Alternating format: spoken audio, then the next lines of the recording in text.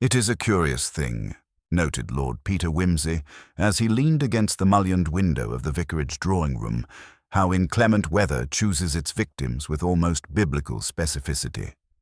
The June storm that had swept through the village of Lower Fellworthy had left behind 2 shattered bee-skeps, a smouldering elm, and a rather irritating metaphysical conundrum. Why had only one of the Reverend Cattermole's hats got wet? Not his heads, mind you, just his hats. Of the 6, precisely one had been discovered soaked to the felt in the rectory porch that morning, though all had been left together under the same roof, and none had been worn since evensong. Wimsey tapped the rain-spattered pane and squinted toward the churchyard. "Curious thing about vicars and hats, Bunter. One always imagines a reverend gentleman with more integrity and haberdashery than variety." Bunter, who had entered with an air of discreet disapproval for village upholstery and a tea-tray rattling faintly, merely offered, "The Reverend, my lord, appears to favour what one might call enthusiastic neglect."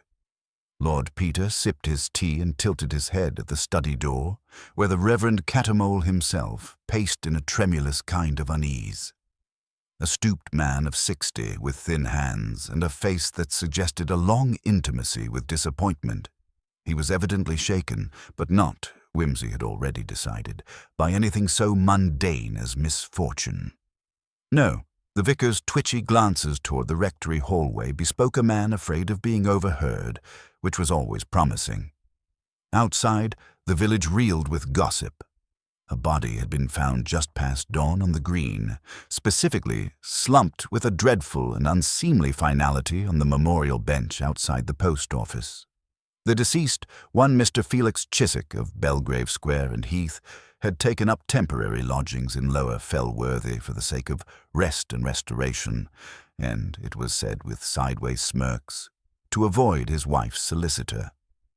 He had been found unbreathing and rather blue about the lips, clad in a particularly expensive grey overcoat, unsuitable for summer, his hands clad in gardening gloves, and, most peculiarly of all, a single white carnation tucked into the buttonhole of a waistcoat otherwise soaked through. It had not rained until several hours after he'd last been seen alive. "Poison," the village constable had muttered, "or possibly apoplexy brought on by guilt. Men like him always have something on their conscience." "But not," Lord Peter had murmured, kneeling beside the corpse, "on their shoes, and that, constable, is a moral deficiency of an entirely different order." He had arrived in Lower Fellworthy for the funeral of a minor peerage cousin, a solemn enough affair made briefly less intolerable by the appearance of excellent sherry and a flirtatious niece of the deceased, whom Wimsey had mentally marked as likely to elope within the month. But the death of Mr. Chiswick had interfered with plans both social and spiritual, and Wimsey, whose nose for murder was as reliable as a dowager's for infidelity, had found himself unaccountably drawn in. It was not merely the soaked carnation or the untouched boots that puzzled him. It was the placement of the corpse. Seated, legs politely crossed, umbrella furled beside him, as though he had been waiting for the 11:17 omnibus from Dorking and had simply expired of British boredom. The fact that he had no known friends in the village and had spoken to no one but the landlady of the Larchwood Arms in 2 days rendered his pose on the bench almost insultingly theatrical. "Tell me, Reverend," Wimsey said, rising and drifting into the study, "when last did you see Mr. Chiswick?" The vicar startled as if from a guilty dream. "Chiswick? Oh, dreadful business. Utterly dreadful. Such a tragic end. I believe I saw him just yesterday evening. Around 7. He was walking past the Lich Gate. Seemed in quite a temper, now that I recall. And this would have been before the rain. Oh yes, clear sky then. Remarkably pink sunset, in fact." Wimsey allowed a long pause to fill the room, punctuated only by the soft click of Bunter's teacup being set upon a side table. "And may I ask," Lord Peter said lightly, "why one of your hats has taken it upon itself to experience the storm so personally?" The vicar paled. "Oh, that. I left it in the porch, I suppose. A foolish mistake." "No doubt," said Whimsy, still smiling. "And yet it is always the minor follies of habit, Reverend, which expose our most significant lapses. In any case, if you think of anything further, do be so good as to send a note to the Arms. Bunter and I have taken the liberty of invading the innkeeper's best guest suite, and I rather suspect we shall be there for a day or two."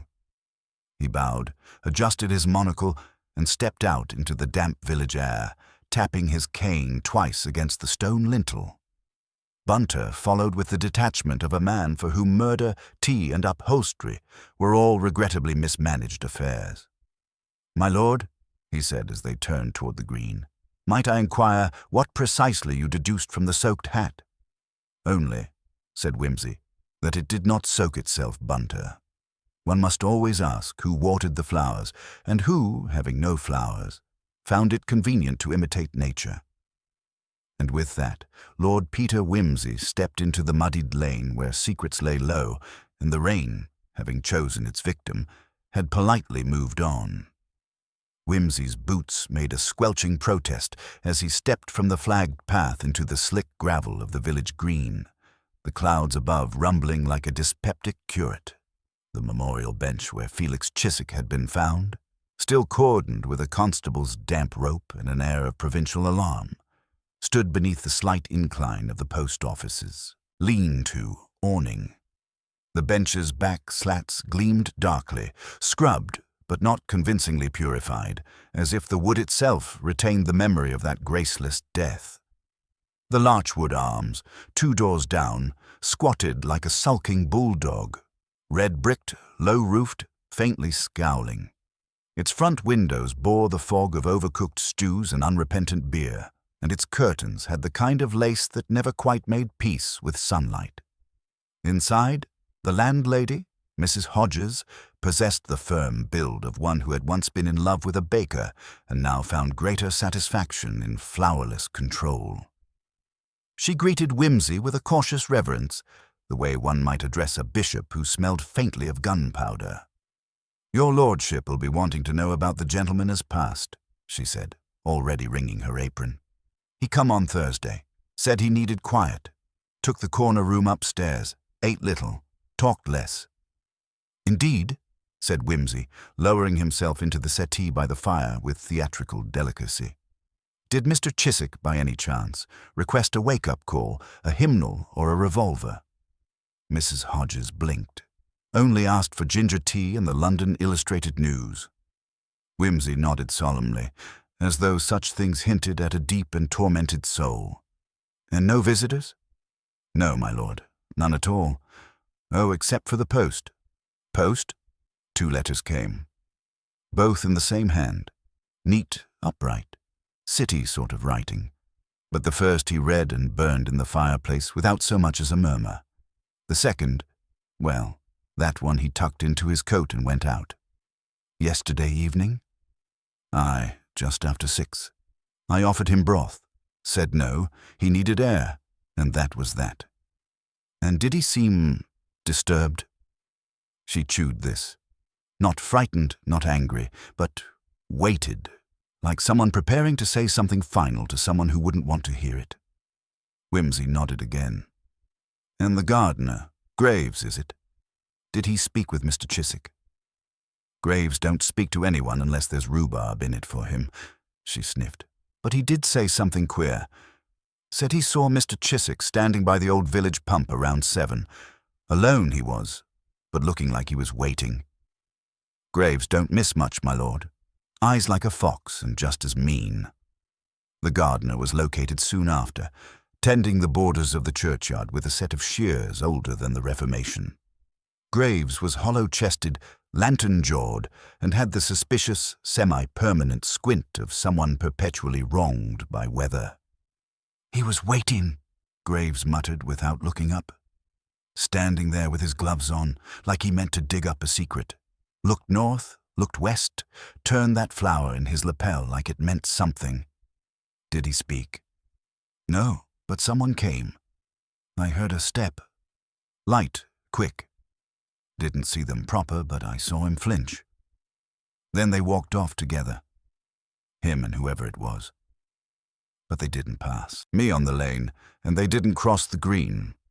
Whimsy's brows lifted with quiet appreciation. A ghostly departure, and the time? Not long after 7, maybe 10 past. Still dry, clouds hadn't broke yet. Whimsy pulled his watch from his waistcoat pocket and studied the hands. Fascinating how often death prefers punctuality to panache. The next stop, naturally, was Chiswick's room. Bunter had preceded his master, performing his usual blend of valetly efficiency and covert detection. When Whimsy entered, the man stood by the writing desk, holding a folded sheet between gloved fingers. "Your lordship," said Bunter. This was under the lining of the top drawer. No envelope? Torn at the top as if from a page. Whimsy accepted it and read silently. "You're not as clever as you think. A flower won't change what you did. Come alone. The pump. Before 8. If you tell her, I'll tell them." Whimsy folded the note with care and tucked it into his coat. "Curious," he murmured. A meeting, a threat, and a sentimental flourish. All before dessert. He turned to the window, watching the rain now merely misting against the ivy outside.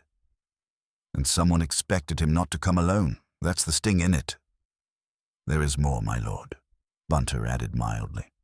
"I found this behind the fireplace screen." It was a paper carnation, almost identical to the one in the corpse's lapel, save that this one was dry and crumpled. Whimsy's eyes sharpened. A decoy, or a declaration? His fingers danced over the mantel. 2 carnations, 1 corpse, and 1 very wet hat. "Dear Bunter, I think we are being seduced by a performance. And I never do like being seduced before the second act." He turned on his heel and strode to the stairs. "Come, we must speak with Miss Lucasta Blaine.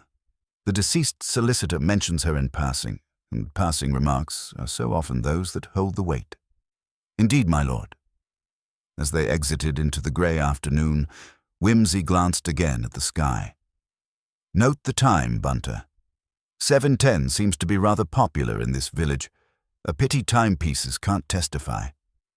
And with that they vanished into the drifting mist, where secrets gathered like puddles, and every footprint threatened to wash away. Whimsy and Bunter walked briskly through the dampened lanes of Lower Fellworthy, their progress accompanied by the light hiss of wind through the hedgerows and the occasional squelch of boot against earth. The afternoon had dimmed into that peculiarly English half-light which made the sun seem apologetic for ever rising, and somewhere in the distance a wood-pigeon crooned with lugubrious persistence. Miss Lucasta Blaine resided in what the locals called the Old Reading Rooms, a cottage of peculiar angles and excessively Gothic tastes inherited from a brother who had once failed, rather spectacularly, to make a name for himself in the penny press. Its windows were leaded, its roof absurdly pointed, and its gate creaked like a contralto in distress.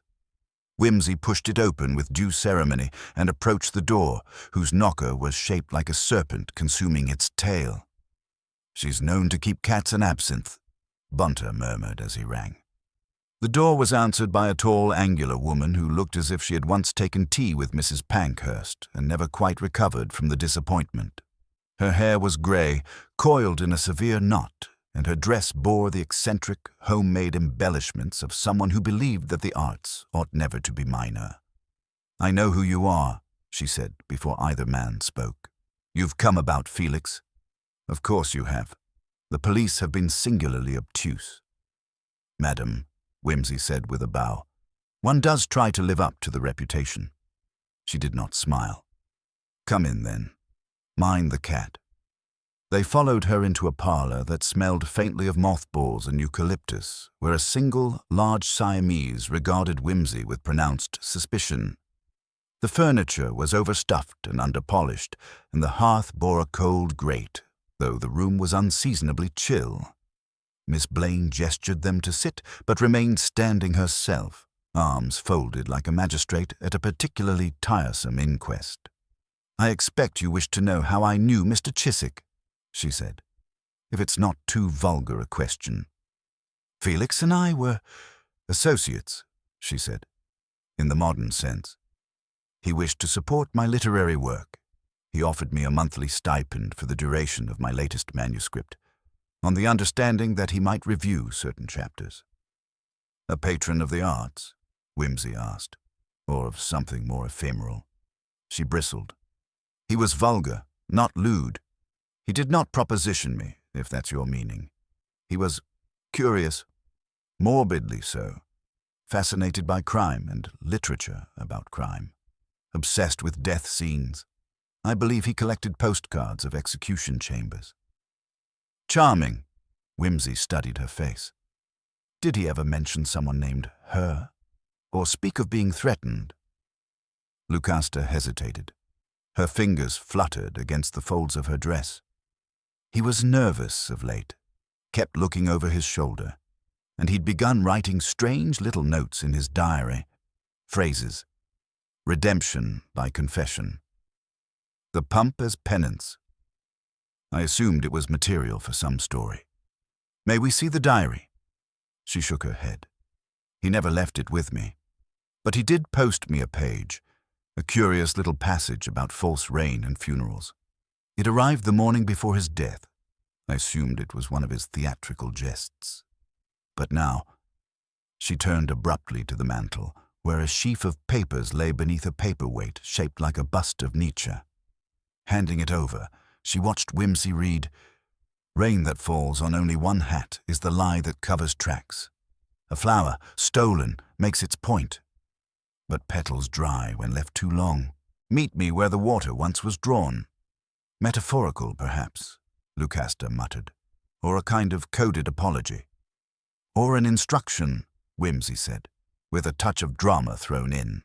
"Mr. Chiswick may not have liked the theatre, but he appears to have staged his own curtain call." "Do you believe he meant to die?" "I believe someone meant it for him," said Wimsey, "and I rather think they believed they were performing a service. Tell me, did he ever speak of Lower Fellworthy before arriving?" "No. Said he wanted to disappear for a spell, that he knew a place with a memory long enough to forget." Wimsey nodded slowly. "Thank you, Miss Blaine. You've been most illuminating." When they stepped back into the chill outside, Bunter gave a slight cough. "She's hiding something, my lord." "Almost certainly. But what she shows us is quite illuminating enough for now. The note she received may well match the letter he burned, and that poem may be more than mere amateur tragedy. There's a performative logic here, Bunter. But what I cannot yet decide is whether the victim was cast in a role, or merely wrote the script too well." They returned to the village green just as the bell from the church tower gave a solitary, sullen toll. The constable, a man of weary moustache and a devotion to wet wool, approached with a small parcel wrapped in twine. "This came from the county office," he said. "From the solicitor. Chiswick's effects." Wimsey took it with curiosity and opened the bundle beneath the shelter of the church lich gate. Inside was a slim ledger, bound in calfskin, with entries written in a minute hand. Bunter produced a monocle and a clean handkerchief and offered them both. Wimsey accepted one. The first pages were banal: names, minor expenses, occasional appointments in London. But midway through, the entries shifted tone. June 2nd, letter arrived. She knows. Panic subsides by nightfall. June 5th, visit from L. She refuses to lie, more than expected. June 9th, letter again, threat confirmed. The carnation will suffice. June 11th, cannot delay. If I wait, she'll be ruined. June 12th, rain expected. Good. Poetic. Wimsey snapped the book shut. Someone wanted to control his end, and used sentimentality as leverage. The carnation, Bunter, may not merely be symbolic. It may be the message. And if so, we must discover who else in this village has received such flowers, real or fabricated. He paused. Let us pay a visit to the postmistress, a woman who knows everyone's secrets and delivers half of them. and as they set off again across the green, Whimsy adjusted his hat against the freshening wind. "We are closing in, Bunter. The problem with a well-staged play is that the props, however cleverly placed, always betray the hands that set them." Bunter, ever practical, nodded. "And the rain, my lord?" Whimsy smiled grimly. "Ah, the rain. One cannot make it fall on command, but one can arrange for it to be remembered where it never was." The post office occupied a humble, brick-built corner of the village high street, its windows fogged by the steady drizzle that had resumed with a particularly British insistence. Inside, a bell tinkled faintly as Whimsy and Bunter stepped over the threshold into a space redolent of stamped envelopes and the faintly sour scent of old paper. Mrs. Prentice, the postmistress, looked up from behind the counter, her pinched face momentarily brightening with curiosity and a trace of suspicion upon recognizing their visitor. "Lord Peter," she said, voice clipped but cordial, "and Mr. Bunter. Not often we get such company in Lower Fellworthy. What can I do for you this damp morning?" Whimsy inclined his head with his usual air of amused hauteur, though his eyes, those canny instruments of observation, were already darting about, noting the frayed edges of the counter and the curious clutter of parcels and telegram slips. "Mrs. Prentice, I am here on a matter most delicate. The late Mr. Felix Chiswick. It appears the good gentleman's demise may have been less accidental than the constables first surmised. I wonder if you might recall anyone receiving flowers, particularly carnations, within the last fortnight." The woman pursed her lips, folding her hands atop the counter as if to shield them from some invisible intrusion. "Flowers, you say? Carnations? It's not a usual inquiry for a post office, my lord." "Quite," Whimsy murmured. But Mr. Chiswick's ledger mentioned them with unusual emphasis, and one was found pinned to his coat when he was discovered. It would appear they may be more than mere decoration. Mrs. Prentice's eyes narrowed just a little.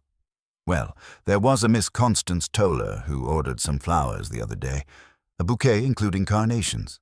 She's quite the local busybody, always fussing about the vicar's wife or the new school teacher, but I don't know if Mr. Chiswick ever saw them." "Constance Toller," Whimsy repeated softly, allowing the name to roll off his tongue like a particularly crisp biscuit.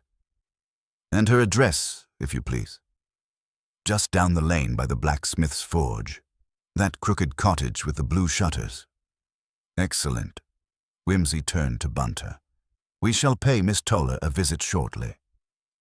Before they left, Whimsy cast a final glance around the post office, catching the faintest shimmer of a calendar pinned just above the sorting slots. The date was circled, June 10th, and beneath it a cryptic note scrawled in neat, cramped handwriting. "Meeting. The Pump. Midnight." He made a mental note. Such minutiae often proved the hinge on which truth turned. Outside, the rain had mellowed into a fine mist, giving the village an otherworldly haze that blurred edges and softened shadows. The lane to Miss Toller's cottage curved past the forge, where a stout smith was busy hammering with rhythmic authority. His blackened face lifted briefly as Whimsy and Bunter approached, then returned to the glowing embers with a grunt. The cottage was indeed crooked, as Mrs. Prentice had said, its blue shutters hanging unevenly, and its garden a wild tangle of weeds and half-forgotten roses. Miss Constance Toller herself was a compact, sharp-featured woman, dressed in a high-necked blouse with a shawl pinned at the throat like a gauntlet. Her eyes, a startling pale gray, appraised the newcomers with barely concealed wariness.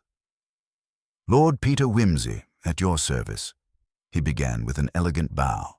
"We are investigating the curious circumstances surrounding Mr. Chiswick's death and would be most grateful if you could tell us about any correspondence or flowers you sent or received recently." Miss Toller's lips pressed into a thin line. "I know nothing of such matters, I assure you." Surely a lady so involved in village affairs would notice a bouquet delivered to the bench or the pump. Whimsy pressed lightly. Her gaze flickered to the village green. The pump?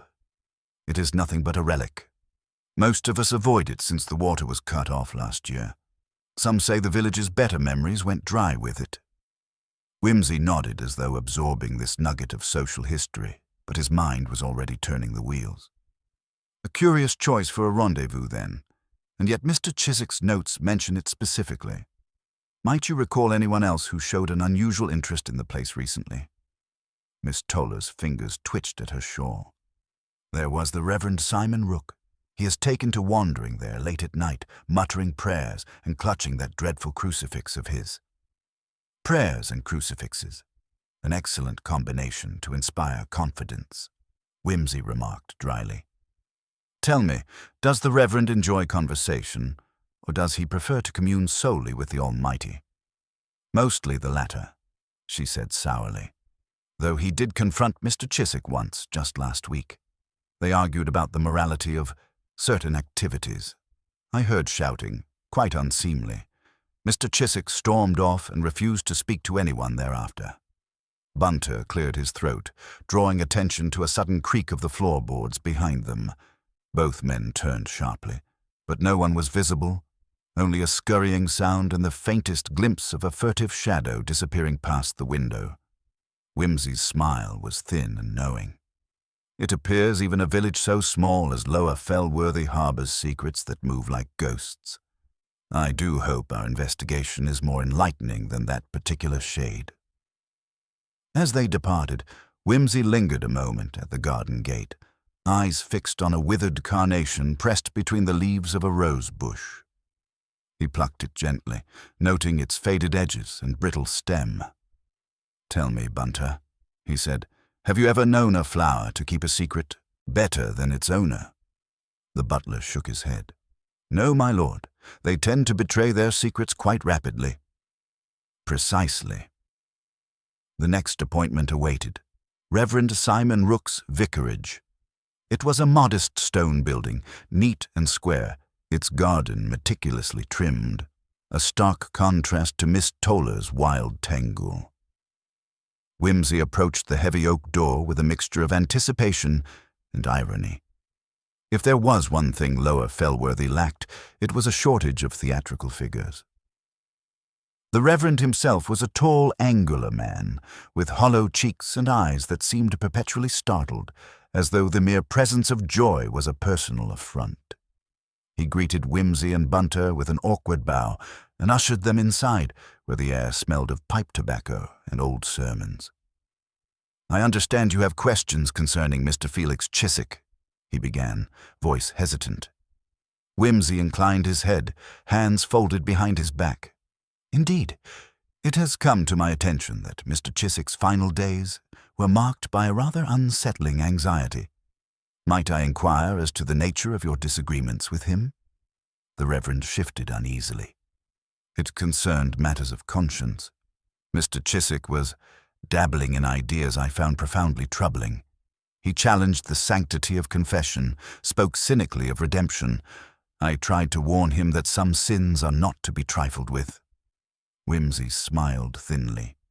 "A man of faith, then, and yet I understand you were seen at the village pump in the early evening of the day in question."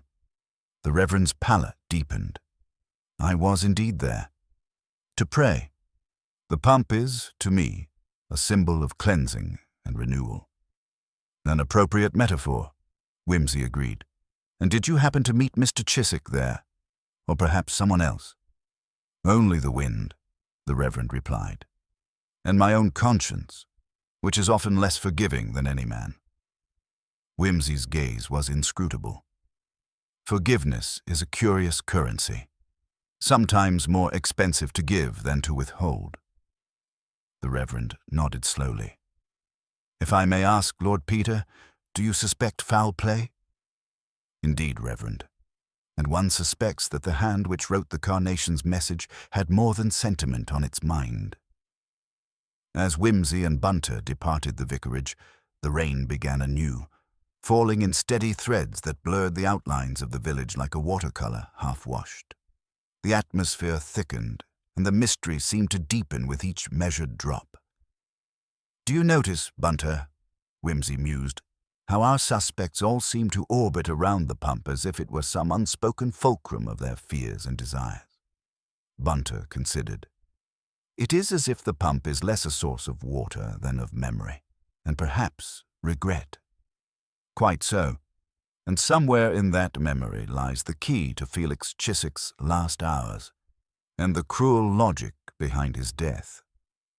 Wimsey glanced once more at the village green, where the bench still stood, draped in its cordon and shadowed by the low clouds. The rain fell steadily on one hat, and perhaps on one more secret, soon to be revealed. The rain persisted throughout the afternoon, lending the village an air of muted solemnity that seemed to press upon every street and doorstep. Wimsey and Bunter, umbrella in hand, made their way towards the village inn, a ramshackle establishment whose peeling paint and sagging sign bore silent witness to better days. It was here that the final threads of Felix Chiswick's social web appeared to converge, or so Wimsey suspected. Inside, the common room was a tableau of drab wallpaper, tarnished brass fixtures, and the faint aroma of stale ale mingled with wood smoke. A handful of locals nursed pints in low conversation, their eyes flicking with a mix of curiosity and caution as the detective and his companion entered. At the far corner, a figure sat alone, nursing a drink, his posture defensive and shoulders hunched as though sheltering from more than just the damp air. Wimsey approached with the measured ease of a man accustomed to disarming both wit and suspicion. "Mr. Avery," he said, nodding toward the man, whose sharp features and restless eyes suggested a life burdened by secrets. "We find ourselves in need of your company." The man looked up, startled, before composing himself with a wry twist of his lips. "Lord Peter Wimsey, I gather this is no social call?" "Indeed," Wimsey replied. "You were among the last to see Felix Chiswick alive, were you not?" Avery's jaw tightened. "Yes. We met here in the early evening. I can vouch for his state, distracted, anxious, perhaps even afraid." But he spoke little of his troubles. "Did he mention the pump, the midnight meeting?" Wimsey inquired, watching Avery's expression keenly. Avery's gaze flickered toward the window as if the mist might carry away his reluctance. He spoke of it in hushed tones, almost as if fearing someone might overhear. Said it was a final reckoning of sorts, though what that meant I never knew. Wimsey's eyes narrowed subtly. "And did you accompany him?" "No, I left him there, alone. Alone at midnight by the pump in this village. Not the safest of choices, surely." "Perhaps not," Avery conceded. But he was insistent. Wimsey leaned forward slightly, voice dropping to a conspiratorial whisper. "Mr. Avery, I suspect you understand more than you admit." Avery hesitated, then exhaled sharply. "There was talk, you see, of certain documents Felix had come into possession of, letters, really, that could ruin reputations. Powerful people, people who might want to keep such things quiet. Blackmail, perhaps. Something like it." Wimsey allowed a thin smile. That would certainly explain the anxiety, and the sudden silence after the quarrel with Reverend Rook. Bunter, who had remained silent until now, interjected, "The Reverend is known to be a man of considerable influence in this village, is he not? And with a penchant for moral certainty." "Indeed," Avery said grimly, "which makes me wonder if his prayers are always as pious as he claims." The conversation was interrupted by the innkeeper, a stout woman with a face as weathered as the bar, who called out, "Evening, Mr. Wimsey. Can I get you a drink?" "Just a soda water, thank you," Wimsey replied, eyes still fixed on Avery. After a pause, Avery added, "There's more. Felix mentioned a woman, Constance Toller. He feared she might betray him. Said she was dangerously involved." The name hung in the air between them. Wimsey nodded thoughtfully. "The very woman who ordered the carnations?" "Yes," Avery said, glancing around nervously. "She's sharp. Too sharp, maybe." The pieces were beginning to coalesce in Wimsey's mind like a finely cut puzzle. The pump, the midnight meeting, the quarrel with the Reverend, the blackmail letters, and the enigmatic Miss Toller all spun a web of intrigue that hinted at a motive more complex than simple vengeance. As the rain softened into a drizzle, Whimsy rose, tipping his hat. "Thank you, Mr. Avery. Your candor is appreciated." Outside, the village seemed to hold its breath beneath a leaden sky. Whimsy and Bunter made their way to the green once more, the pump now looming like a sentinel over the creeping fog. It was here, Whimsy thought, that the final act must have played out. He examined the worn bench, noting the faint impression of a boot heel on the damp earth beneath. "Bunter," he said quietly, "our midnight rendezvous was no ordinary meeting. I suspect the killer counted on the rain and darkness to cloak their movements." Bunter peered closely at the ground, then pointed. "There, my lord, a footprint, partially obscured but distinct." Whimsy crouched to inspect it, noting the unusual pattern, a triangular mark at the heel unique to a particular maker of boots. "Interesting," he murmured, "and entirely out of place." The detective's mind darted back to the cast of characters. The Reverend with his sanctimonious airs, the suspicious Miss Toller, the anxious Avery, and the shadowy figure glimpsed at the post office. Each carried secrets, but only one could claim the signature hidden in the mud. Whimsy stood, gaze sweeping the mist-shrouded village, the weight of his next steps pressing heavily. We must examine alibis with greater scrutiny and revisit those minor details dismissed too quickly. The clock in the vicarage, the telegram received by the post office, the missing salver from the inn. Every piece a cog in this mechanical tragedy, Bunter agreed. Precisely. And soon, Bunter, the machine will turn and the truth will be unmasked. As the last vestiges of daylight slipped beneath the horizon, Lord Peter Whimsy allowed himself a moment of wry reflection. The rain had indeed fallen on one hat, but it had also washed clean a path to revelation, and in the delicate balance between shadow and light, justice awaited. The following morning brought a brittle clarity to Lower Fellworthy, the rain replaced by a pale, hesitant sunlight that filtered through thinning clouds. Whimsy, Bunter, and a keen-eyed Sergeant Fletcher assembled once more at the village green, their breaths forming faint clouds in the cool air. The pump stood quietly amid the dew-damp grass, its ironwork glinting faintly, an indifferent witness to secrets yet unearthed. Whimsy's gaze lingered on the footprint discovered the previous evening. The triangular heel pattern intrigued him still. It was a mark he had encountered only once before, during a less savory episode in London's East End. The manufacturer was a bespoke shoemaker, catering exclusively to a certain echelon of clientele, men who prized both discretion and distinction. "We must locate whose boots these belong to," Whimsy said thoughtfully. "Such specificity is rarely accidental." Sergeant Fletcher, a stocky man with a propensity for detail, nodded. "I'll begin inquiries at the village cobbler in the neighboring towns. If the bootmaker deals with bespoke orders, there'll be records, invoices, or at least someone who recognizes the pattern." Whimsy smiled faintly, appreciative of Fletcher's thoroughness. "Very good. Meanwhile, Bunter and I shall revisit the vicarage and the post office to examine overlooked evidence. The telegram Mrs. Prentice mentioned may hold significance beyond its apparent triviality."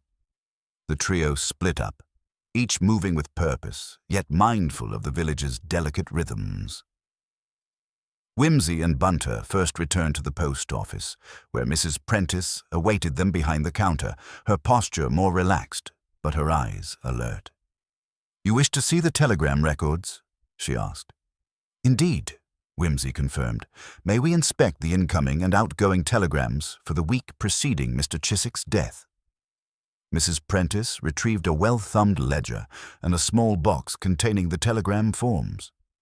She handed them over, watching the detective carefully.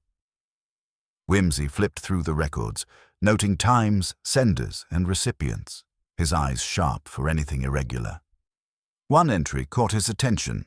A telegram sent from London on June 9th, addressed to Felix Chiswick, marked urgent in bold, spurring an immediate inspection.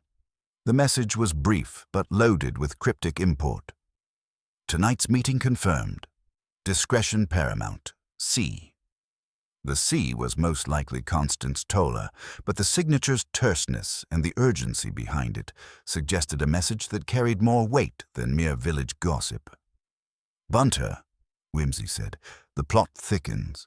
This telegram establishes premeditation and confirms the midnight meeting. We must ascertain who else knew of it, and more importantly, who stood to gain from silence." They left the post office and headed to the vicarage, where Reverend Rook awaited with a mixture of impatience and thinly veiled anxiety. Whimsy's mind lingered on the Reverend's earlier insistence about the sanctity of confession and the implication that Mr. Chiswick's death might be linked to some moral reckoning. "Reverend," Whimsy began, "I must press you once again on the contents of the quarrel you had with Mr. Chiswick. We are told it was grave enough to sever any further dialogue." Rook's eyes darted away. "It concerned a letter, an unsigned confession, left for me by a parishioner. Felix believed it implicated certain influential villagers in a scandalous affair. I forbade him to meddle. Such matters are best left to God." "But you admit that you feared exposure," Whimsy pressed. "I feared damnation, yes, for the souls of those involved, and perhaps for myself if I did not protect the innocent." Whimsy regarded the man thoughtfully. The line between protection and concealment can be a narrow one. Before the Reverend could answer, Bunter's sharp voice interrupted. "If I might, Reverend, might we examine the clock in your study? It is said to be a curious piece." Rook hesitated, then led them into a small study lined with bookshelves, heavy with theological tomes. A large brass clock dominated the mantelpiece, its face marked with Roman numerals and an elaborate engraving of the Last Supper beneath the hands. "An heirloom," Rook said softly. "It's been in my family for generations." Whimsy stepped forward, inspecting the clock closely. "A fine instrument. Might I ask, did you wind it yourself on the evening of June 9th? The Reverend swallowed. "I believe so."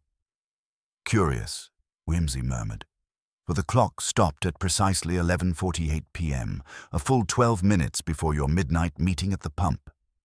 Rook's face paled. "That cannot be. Is it possible someone else was here at that time? Someone who wished to establish an alibi by controlling the clock's mechanism?" The Reverend said nothing. With a nod to Bunter, Whimsy moved to the window. "This study overlooks the village green." "Yes, but the blinds are usually drawn at night, which could conceal movements unseen from the vicarage." Whimsy's thoughts raced. The stopped clock marked an important temporal clue. It suggested someone had tampered with time itself to fabricate an alibi. But who? And why? Outside, Sergeant Fletcher arrived breathless, clutching a parcel. "My lord, I have news. The cobbler confirms the bootmaker who crafted those boots is Mr. Giles Harcourt, a gentleman who maintains a discreet clientele in nearby towns." "Excellent. And does he keep records?" Whimsy asked eagerly. "Indeed. And he recognizes the sole pattern as belonging to a pair recently repaired for none other than Reverend Rook." The room fell into stunned silence. Rook's composure cracked. "I can explain." "Please do," Whimsy said evenly. The Reverend hesitated, then confessed. "I lent my boots to Felix once. He had damaged his own. I thought it a kindness." Whimsy's brow lifted. "A kindness that inadvertently left you with an alibi stamped into the mud at the pump." "It was a mistake," Rook said, voice strained. "I meant no harm. Nevertheless, the facts are damning. You were at the pump around midnight, your boots traced there, and you possessed a motive strong enough to silence Mr. Chiswick." Rook sagged into a chair, defeat shadowing his face. Whimsy turned to Sergeant Fletcher. "Prepare to summon the constabulary." The Reverend's confession unfolded. Jealousy, fear of exposure, and a desperate attempt to protect his position had driven him to confront Chiswick at the pump. Words escalated into violence. The fatal blow delivered in a moment of passion and panic. The stopped clock was a ploy to mislead investigators, the telegram a final warning Felix sent to Constance Toller, hoping to leverage her knowledge or influence. As the Reverend was led away, the village seemed to exhale collectively, its secrets spilled into the open like rainwater draining from cobblestones. Whimsy and Bunter lingered by the pump, the morning sun glinting on its iron spout. Another mystery laid to rest, Whimsy mused, but with every truth uncovered, one wonders what shadows remain just beyond the light. Bunter smiled gently. Indeed, my lord, but for now, justice flows freely once more. The Reverend's confession hung in the air like a pall, settling uneasily over the village of Lower Fellworthy. Yet as Whimsy paced the quiet study once more, a certain disquiet gnawed at him. The neatness of the confession, the timing of the clock's stoppage, even the boot print seemed almost too convenient, as though the narrative had been carefully tailored to fit a preordained conclusion. There was an element still eluding his grasp, a detail glimmering just beyond reach. Bunter, quietly observant as ever, noted the shift in his master's demeanor. "Still pondering, my lord?" he inquired softly. "Indeed," Whimsy replied, his fingers tracing the edge of the mantel where the clock once stood. "Truth, as they say, can be an elusive mistress, Bunter.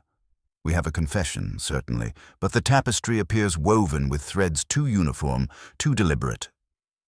Bunter nodded knowingly. "The sort of confession that might be coaxed or constructed?" "Precisely. And that telegram, the C signature. Constance Toller. We have her name implicated, yet the Reverend's narrative neatly sidelines her involvement. It feels as though we have been presented a half-truth." Resolute to untangle the last threads, Whimsy and Bunter left the vicarage and retraced their steps toward the post office. The village, now stirring with the tentative warmth of midday, seemed less forbidding, yet the shadow of mystery persisted. Mrs. Prentice welcomed them back with a cautious smile, as if aware the detective's inquiries were far from over. "I wish to speak with Miss Toller," Whimsy began, "about her relationship with the deceased." Mrs. Prentice's expression tightened. "She's not been herself these days. Keeps to the cottage on the hill. Won't talk to many." With a polite nod, Whimsy and Bunter made their way through winding lanes, up a steep incline where a quaint, ivy-clad cottage looked out over the village below. The scent of damp earth and wildflowers mingled in the air, a stark contrast to the darkness they sought to dispel. Constance Toller answered the door herself, a striking woman with eyes that held both fire and fatigue. She regarded Whimsy with measured curiosity, then stepped aside to admit them. "Lord Peter Whimsy," she said, voice steady but guarded. "To what do I owe this unexpected visit?" "Miss Toller, I come with questions about Felix Chiswick. He feared betrayal, as you may know, and there are letters, documents that may have implicated certain villagers." Her gaze sharpened, a flicker of something unreadable crossing her features. "I knew Felix well. He was a man burdened by secrets he scarcely understood. Secrets that might have cost him his life," Whimsy said quietly. "I wonder, Miss Toller, whether you were aware of the meeting at the pump that fateful night." She hesitated, then nodded. "I was. Felix asked me to meet him, to discuss those letters. He hoped I could help." "And did you?" Her lips pressed together. "I tried. But I fear the game was bigger than either of us."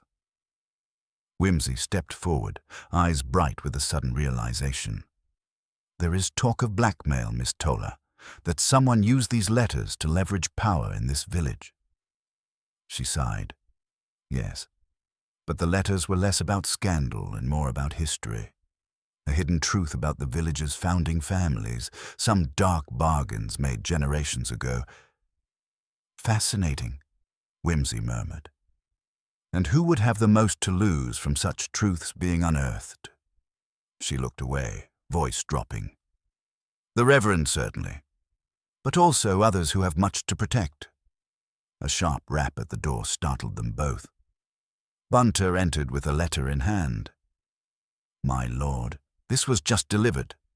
No sender's name, but the handwriting matches the style on the telegram. Whimsy broke the seal and read aloud. Beware the shadow you chase. The true darkness lies behind familiar faces. Trust not appearances. The message was terse and chilling, suggesting deeper conspiracies at play. Whimsy's gaze met Constance's, the unspoken implication heavy between them. Miss Toller, I suspect you are entwined in this web more than you let on. Might I ask you to come with me to the inn? There are others we should speak with, and it seems the night's mysteries have yet to be fully revealed. She nodded slowly. Very well. Back at the inn, the atmosphere had shifted. The once cordial locals now watched with narrowed eyes and suppressed whispers. Whimsy's arrival was met with a mixture of suspicion and intrigue. Among those gathered was Maud, the innkeeper, who cast a glance at Constance that was both wary and resigned. You're stirring up old ghosts, Miss Toller. Sometimes, Whimsy remarked dryly. One must awaken the dead to lay them properly to rest. Their attention soon turned to a slender man seated at a corner table. Oliver Haynes, a solicitor with a reputation for discretion and a penchant for entangling himself in village affairs. His face was pallid, and his fingers twitched nervously over a glass of sherry. Whimsy addressed him directly. Mr. Haynes, I understand you handled some of the correspondence Felix Chiswick received. Yes, Haynes admitted, avoiding the detective's sharp gaze. I was asked to keep certain documents confidential, letters that could not be made public for the good of the village. Letters that might explain why Mr. Chiswick was so anxious, and why his death was not a simple accident. Haynes swallowed. Some things are better left in the past, Lord Peter. Or worse, deliberately concealed, Whimsy countered. As the conversation deepened, subtle details emerged. A pattern of payments from unknown sources, late-night visits by a cloaked figure glimpsed by Maud herself, and a growing tension between the village's prominent families. Whimsy's mind pieced the fragments together. The staged confession, the stopped clock, the blackmail letters, and the warning note, all hinting at a far more tangled web than a mere crime of passion. The true villain, Whimsy realized, was not only someone seeking to silence Felix Chiswick, but a puppeteer weaving the village's secrets into a tapestry of fear and control. As twilight descended once again upon Lower Fellworthy, Whimsy stood by the inn's window, watching the village settle beneath a gathering gloom. The rain might have ceased, but the storm was far from over. Bunter's quiet voice broke the reverie. My lord, do you think the Reverend was merely a pawn in a larger game? Whimsy smiled thinly. I suspect so, Bunter. And it is our task to uncover the puppet master before more shadows fall. The shadows lengthened over Lower Fellworthy as the inn's patrons drifted into uneasy murmurs, their glances furtive and their words clipped. Whimsy felt the tightening coil of tension, a palpable silence hanging just beneath the surface, as if the village itself were holding its breath. The revelations at the inn had unsettled more than a few delicate alliances, and beneath the polite veneer of village life, old fears were awakening. Whimsy turned from the window, the last traces of daylight flickering behind the hills. His mind traced the delicate web of half-truths and guarded confessions. Reverend Rook's hesitant admission, Constance Toller's cryptic warnings, and Oliver Haynes's evasions. Each thread tugged at a larger tapestry, one woven not merely from individual sins, but from the collective shadows cast by those who ruled Fellworthy with unseen hands. Bunter, he said quietly, there is more here than meets the eye. We must return to the vicarage and inspect that clock once more. The stopping of the hands was no mere accident or idle deception. It was a message. But what message? And for whom? Outside, a chill wind stirred the branches, rattling window panes and carrying faint whispers of distant thunder. Bunter folded his coat tighter around his shoulders, matching his master's resolve. The vicarage was quieter now, the Reverend's earlier bravado replaced by an oppressive stillness. As they entered the study, Wimsey's eyes immediately found the clock, its face untouched, yet heavy with significance. He crouched before it, inspecting the gears and mechanism with the practiced hands of one accustomed to secrets. "There," Wimsey murmured, pointing to a tiny notch worn unevenly on one cog. "See how this wheel has been manipulated?" Someone with knowledge of horology sought to hold the clock at exactly 11:48. But why choose that moment? Bunter looked up from a pile of scattered papers found near the mantel. "The moment just before the meeting at midnight, my lord. A time marker. It could have been to establish an alibi or to synchronize some event." Wimsey nodded thoughtfully. "Or to send a signal. This precise timing coincides with the telegram Felix received. He was warned, but to what end?" His hand brushed against an envelope, partially concealed beneath the papers. Carefully, he drew it out, revealing a faded letter with an ornate seal, the emblem of a long-forgotten family crest. "Bunter," Wimsey said, "this is a letter written by an ancestor of one of the village families, referencing debts and promises made in shadows. It speaks of binding pacts and silenced voices. The history of Fellworthy is steeped in bargains made long ago, debts owed across generations." Bunter's brow furrowed. "You believe the motive for murder lies buried in the past, then? Not just in the present quarrels?" "Precisely. The sins of the fathers, as they say, are visited upon the sons. Felix Chiswick was unearthing truths some wished to remain buried." Before they could probe further, a faint tapping at the window drew their attention. Bunter approached cautiously and drew back the curtain. A small folded note lay tucked against the glass, held in place by a smooth stone. Wimsey retrieved it and unfolded the paper carefully. The message was brief, yet charged with urgency.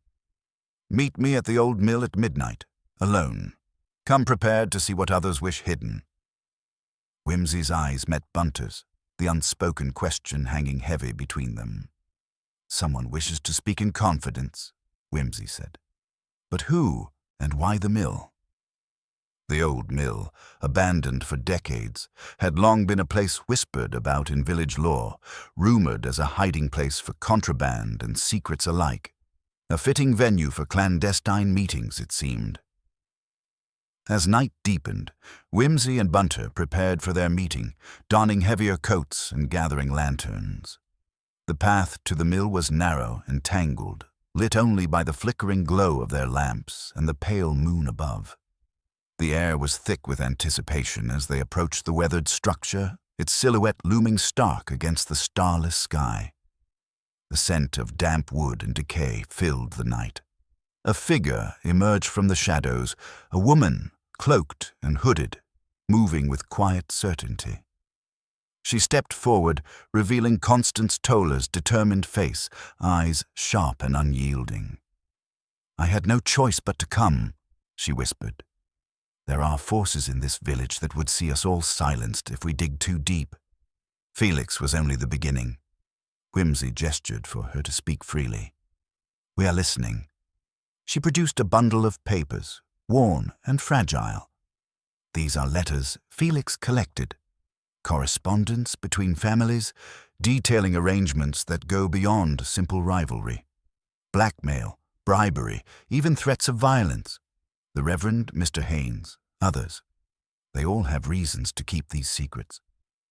Bunter glanced nervously around the deserted mill. "Dangerous company, indeed." Constance's voice dropped. "There's someone orchestrating it all, someone who manipulates the village from the shadows." Wimsey considered this, his mind racing. "Then our next step is clear. We must unmask this puppet master." Suddenly, a creaking sound echoed from the rafters. All three turned sharply. A man stepped forward, his face illuminated briefly by moonlight. Oliver Haynes. "I think you've all misunderstood the situation," Haynes said smoothly, though his eyes flickered with something darker. "There is more at stake here than petty village gossip." Whimsy's gaze sharpened. "Speak plainly, Mr. Haynes." Haynes hesitated, then sighed. Fellworthy's peace is fragile. The past cannot be disturbed without risking ruin for many. Felix threatened that balance, and for that, he paid the price. Constance stepped forward, anger flashing in her eyes. "And you, Mr. Haynes, are you the puppet master?" Haynes smiled thinly. "No, but I serve the interests of those who keep Fellworthy intact. Sometimes that means sacrifice." Whimsy's voice was cold. "Sacrifice is murder, and justice demands truth." The tension escalated, the mill's timbers creaking ominously as thunder rolled distantly. Before matters could escalate, a sudden crash startled them, a lantern overturned, plunging the space into darkness. Amidst the confusion, a swift figure darted past the open door and vanished into the night. Whimsy and Bunter gave chase, but the darkness swallowed the fleeing shadow. Breathless, they returned to the mill, hearts pounding. The papers remained, but their precious informant had fled. "We are closer than ever," Whimsy said firmly, "but the puppet master knows we seek him. We must be cautious." As dawn painted the horizon with pale light, Whimsy and Bunter made their way back to the village, their minds heavy with the weight of secrets and the certainty that the true peril still lurked in the shadows, waiting for the right moment to strike. The grey light of dawn crept slowly across lower Fellworthy, casting long, tentative shadows that seemed to retreat from the village as if reluctant to reveal too much too soon. Whimsy and Bunter returned in silence from the mill, the weight of the night's events pressing heavily upon them both. The narrow path back wound through gnarled oaks and damp undergrowth, the faint scent of earth and decay still clinging to the air. Whimsy's thoughts raced. Constance's hurried departure, Haynes's cryptic words, and the elusive figure that had slipped into darkness. Each moment, each revelation, tightened the knot of suspicion around an unseen hand, the elusive puppet master who pulled strings from the shadows. Back at the vicarage, the Reverend had disappeared, leaving the house eerily silent and abandoned. There was no note, no indication of where he had gone, only the faint, lingering aroma of pipe tobacco in the study. Whimsy's eyes fell upon the clock once more, its hands steady at 11:48, the silent sentinel to a time now steeped in menace. "We must visit the other families," Whimsy said quietly, "the ones whose names appear on those letters. If Haynes serves their interests, perhaps they too hold clues, or motive." Bunter nodded, already reaching for his coat. The village, once cloaked in the banal routines of country life, now shimmered with an undercurrent of concealed tension. The people whispered behind curtains, and eyes followed the two men as they passed. Their first visit was to the Hargraves, a family whose estate sat perched atop a hill overlooking the village like a silent sentinel. The matriarch, Mrs. Helen Hargrave, greeted them with measured politeness, her sharp eyes reflecting a mind accustomed to control and discretion. "Lord Peter," she said, her tone cool yet courteous, "I understand there are troubling questions regarding Felix's death." "Yes, Mrs. Hargrave," Whimsy replied, "and your family's name appears repeatedly in correspondence that Felix had gathered. We wonder if you might shed light on what these letters conceal." Helen's eyes flickered, her fingers tightening around a delicate teacup. The letters refer to agreements made decades ago, arrangements to maintain peace and prosperity. There are things best left undisturbed. "And yet Felix was intent on unearthing them," Whimsy observed. "Did he threaten your family's standing, Mrs. Hargrave?" She hesitated, then sighed. "Felix was reckless. Some might say foolish. But yes, his discoveries endangered the fragile balance we have maintained here. For the good of the village, certain truths must remain buried." The conversation revealed more than Mrs. Hargrave intended, and as they left the estate, Whimsy sensed a guarded anxiety beneath her composed exterior. Their next call was on the St. Clairs, another family entwined in Fellworthy's hidden history. The patriarch, Charles St. Clair, met them in his library, surrounded by leather-bound volumes and artifacts that spoke of lineage and legacy. "Lord Peter," he said gravely. Felix was a man with a dangerous curiosity. His letters implicated many, including my own family. We have worked hard to keep Fellworthy stable. "Stability at what cost, Mr. St. Clair?" Whimsy asked. "Murder, perhaps?" St. Clair's gaze hardened. If there was a killing, it was a tragedy, but the village's welfare must be preserved. Felix's actions threatened to unravel years of delicate diplomacy. Each interview further unveiled the intricate web of obligation, fear, and secrecy binding Fellworthy's leading families. Whimsy and Bunter could almost hear the echoes of past generations whispering warnings through cracked walls and faded parchment. Returning to the village center, Whimsy's mind churned with the growing evidence. The Reverend's disappearance loomed large. Had he fled out of guilt or fear? Or was he a victim of the same forces now closing in around them? The question demanded a visit to Inspector Parker, the local constable, a man whose allegiance lay with law and order, but who seemed increasingly uneasy amid the village's undercurrents. Parker received them in the modest police office, surrounded by files and photographs, the weight of responsibility etched into his worn features. "We've searched for Rook," Parker said, "but it's as if he vanished into thin air. No word, no trace." Whimsy studied the man carefully. "Is there any indication of threats against the Reverend?" Parker shook his head. "Only vague warnings. But if he's involved more deeply than we realized, that could explain his disappearance." Whimsy's gaze sharpened. "We must find him before he becomes the next victim or the architect of further deceit." A sudden knock interrupted the tense exchange.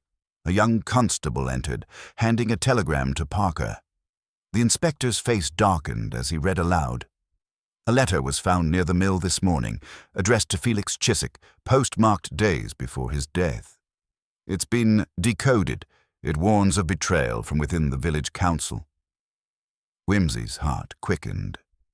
The council, those who governed Fellworthy, held power far beyond mere administrative duties. If betrayal thrived there, the conspiracy ran even deeper.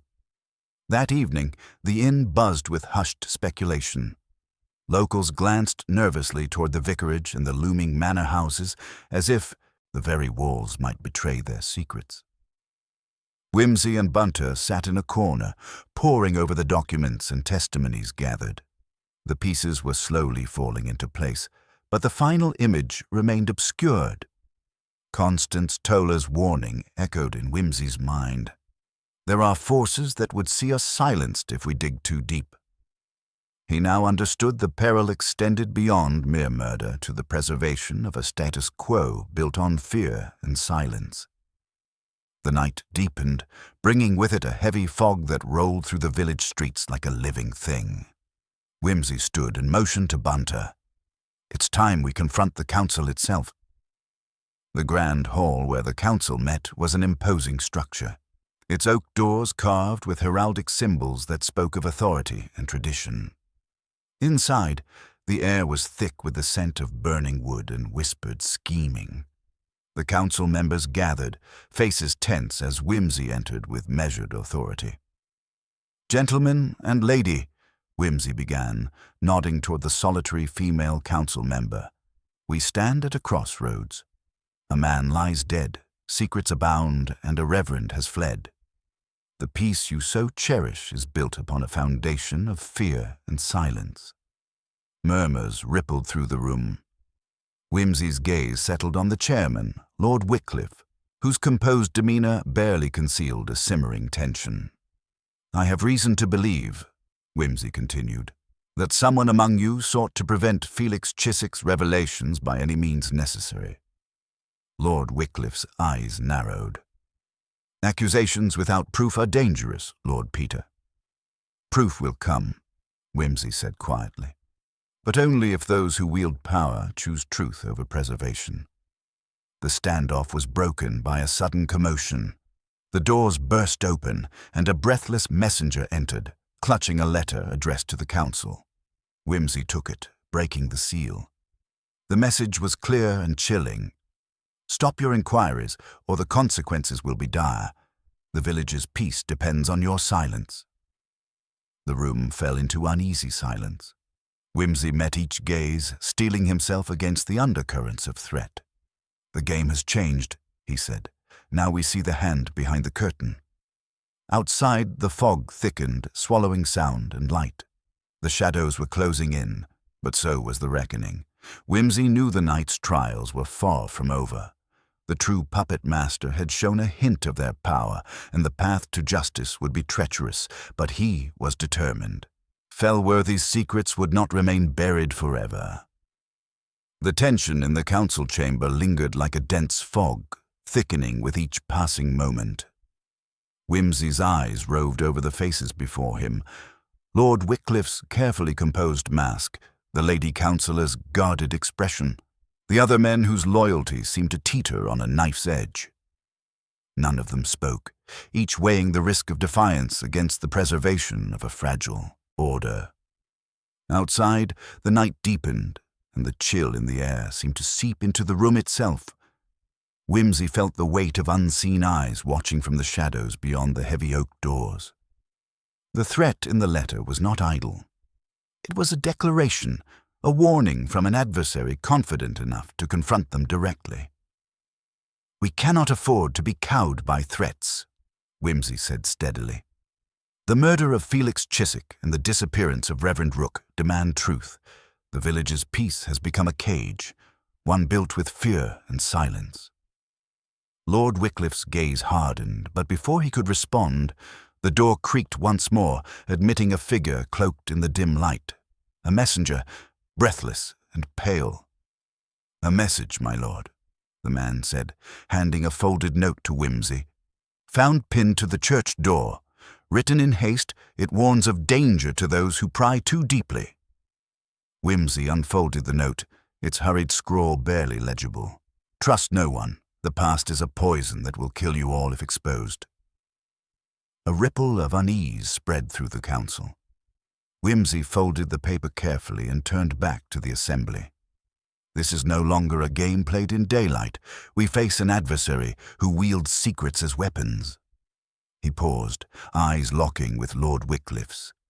"If you, sir, wish to maintain order, you must first embrace justice." The room remained silent, the unspoken truth hanging in the air, that the lines between order and corruption had blurred beyond recognition. As the council dispersed, Wimsey lingered, his mind turning over the pieces of the puzzle. He needed to find Reverend Rook before it was too late. The vicarage might hold clues, but perhaps more promising was the church itself. Its crypts and hidden passages whispered about in local legend. It was said that beneath the altar lay secret chambers used in centuries past, spaces where truths could be concealed or revealed. Bunter joined him quietly, handing over a small lantern. "Shall we investigate, my lord?" Wimsey nodded. "Yes, the church may yet guard the key to this mystery." The stone steps leading beneath the church were worn and slippery, the air growing colder and heavier as they descended. Flickering shadows danced on the rough walls, the silence broken only by their measured footsteps. In the crypt, amidst ancient tombs and forgotten relics, Wimsey's sharp eyes caught a faint draught seeping from a narrow fissures in the stonework. Kneeling, he traced the edges and discovered a hidden latch cleverly concealed beneath layers of dust. With a quiet click, the stone panels swung inward, revealing a small chamber faintly lit by a single candle. Inside lay a scattered collection of papers and a leather-bound journal. Wimsey's fingers trembled slightly as he opened the journal, recognizing Reverend Rook's neat handwriting. The entries revealed a man tormented by guilt and fear, chronicling his discoveries of the village's dark past and his mounting dread of those who would silence him. He wrote of meetings held in secret, threats whispered behind closed doors, and his determination to expose the truth, no matter the cost. But the final entry was the most chilling, an ominous warning of an impending confrontation, ending with the words, "If anything happens to me, the truth must be found." Bunter's voice was low. "This confirms it, my lord. The Reverend was close to uncovering the heart of the conspiracy." Wimsey nodded solemnly, pocketing the journal. "We must find him, alive if we can, but truth must prevail." As they emerged from the crypt, a sudden noise behind them made them spin. A shadowy figure darted from the churchyard into the night, disappearing before pursuit was possible. Wimsey's heart quickened. This game of shadows was far from over. The next morning brought a fragile calm, the village going about its routines as if unaware of the storm gathering beneath the surface. Wimsey and Bunter followed leads that took them to a secluded cottage on the outskirts, where a woman named Mary Locksley had lived quietly for years. Mary, elderly and cautious, revealed a secret she had kept for decades, a connection between the village's ruling families and a pact sealed in blood. Her late husband, a gardener to one of the estates, had witnessed clandestine meetings and overheard threats that hinted at the lengths to which the powerful would go to preserve their grip. Her testimony added new dimensions to the case, implicating not just individuals, but a system of coercion that had poisoned Fellworthy's very soil. Wimsey's mind raced with the implications. The layers of secrecy, the interwoven loyalties, and the corrosive fear all pointed to a final confrontation. Returning to the village, Wimsey gathered the pieces he had collected. The letters, the journal, Mary's account, and began to see the outlines of a plan that the puppet master might execute to silence the truth once and for all. That evening, as shadows crept along the village streets, Wimsey arranged a meeting with those he trusted: Bunter, Constance Toller, and Inspector Parker. "We stand on the edge of revelation," Wimsey said quietly. "But the enemy knows we're closing in. We must anticipate their moves." Plans were made to watch the key figures, to protect Reverend Rook if he could be found, and to draw out whoever sought to manipulate Fellworthy's fate. Hours later, a sudden cry shattered the night. Rushing to the village square, Wimsey and his companions found a crowd gathered around a figure lying unconscious on the cobblestones. Reverend Rook. He was alive, but shaken and weak, his eyes flickering with relief and terror. "They tried to silence me," he whispered, "but the truth must be told." As the first light of dawn tinged the horizon, Wimsey looked down at the frail man and then out across the village rooftops. The final act was approaching, the puppet, master's mask, beginning to slip. Fellworthy's secrets would be unveiled, and justice, no matter how long delayed, would claim its due. The dawn had barely broken when Wimsey convened his small circle in the vicarage's modest sitting room, its air heavy with anticipation. Reverend Rook, though pale and fragile, sat propped in a chair by the window, clutching the leather-bound journal whose revelations had propelled them this far.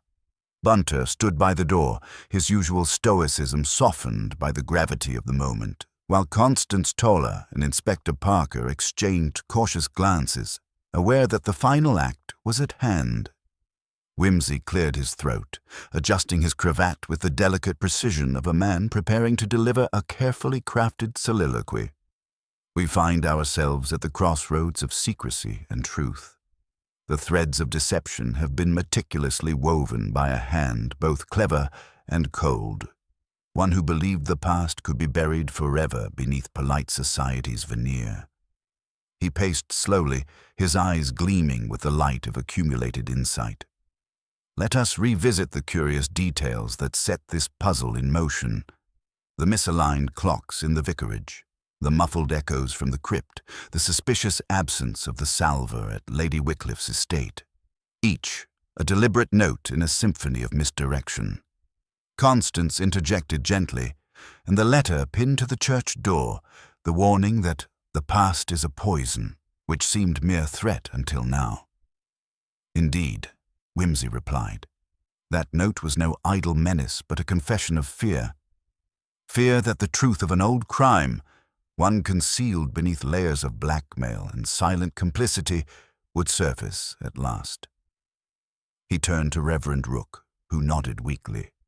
Your journal spoke of meetings and threats. Whose voice did you hear in those dark corridors, Reverend? Rook's eyes fluttered with memory. It was Lord Wycliffe.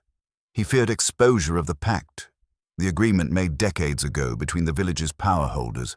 Felix Chiswick threatened to reveal it, and so the decision was made to silence him. A shudder passed through the room. Whimsy's gaze sharpened. Lord Wycliffe, the very man who called this council to suppress the investigation. At that moment, the door opened abruptly, and a constable entered. Lord Wycliffe insists on speaking with you, sir. He has come voluntarily, to clear his name, he says. Whimsy's lips curved into a faint smile. Let us see if his words align with his deeds. In the tense meeting that followed, Wycliffe's composure began to crack under the weight of evidence Whimsy presented. The precise timings of his movements disproving his alibi, the discovery of the hidden passage beneath the church used to move unseen, and the damning testimony of Mary Locksley about the secret pact. Cornered, Wycliffe's mask fell away, revealing a man desperate and unhinged. You do not understand, he hissed. We acted to protect Fellworthy. The truth would destroy us all. But it is not protection, my lord, Whimsy replied quietly. It is cowardice disguised as preservation. Justice demands transparency, no matter how uncomfortable. The confession spilled forth. Wycliffe had orchestrated Chiswick's murder, arranged Rook's disappearance, and manipulated the council to maintain his grip on power. The pact was a web of blackmail, intimidation, and silence that had corrupted the village's very soul. As the constables led Wycliffe away, Whimsy addressed the assembled few. Let this be a lesson that even the most elegant facades can conceal the ugliest truths. Yet with patience and perseverance, the light of reason pierces the darkest shadow. Reverend Rook, gathering strength, managed a weak smile. Thank you, Lord Peter, for giving voice to the voiceless. Whimsy nodded, his usual levity returning in the faintest of smiles. Justice, Reverend, is the noblest game of all, though its rules are seldom as simple as they seem. As he stepped into the morning air, the rain that had haunted Fellworthy finally ceased, and a hesitant sun cast golden light upon the village's awakening streets. Whimsy lit a cigar, inhaled thoughtfully, and mused aloud. One might say the rain fell on one hat, but truth has a curious way of drying even the most sodden of secrets. With that, he tipped his hat to the rising sun and walked away, leaving behind a village forever changed and a mystery laid to rest with all the elegance and intellect befitting the art of detection.